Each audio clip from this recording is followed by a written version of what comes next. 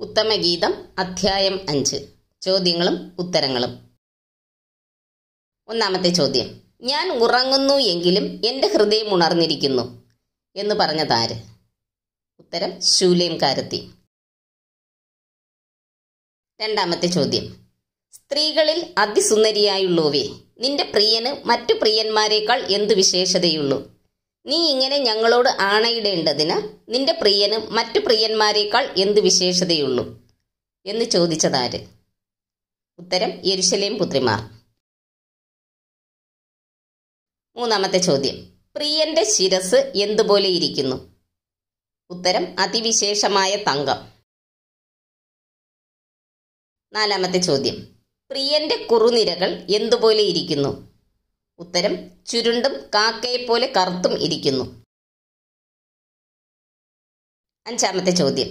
പ്രിയന്റെ കണ്ണ് എന്തിനു തുല്യം? ഉത്തരം നീർത്തോടുകളുടെ അരികത്തുള്ള പ്രാവുകൾക്ക് തുല്യം. ആറാമത്തെ ചോദ്യം. പ്രിയന്റെ കവിൾ എന്തുപോലെ? ഉത്തരം സുഗന്ധ സസ്യങ്ങളുടെ തടവും നറുന്തൈകളുടെ വാരവും പോലെ. ഏഴാമത്തെ ചോദ്യം. പ്രിയന്റെ അധരം എന്തുപോലെ ഇരിക്കുന്നു?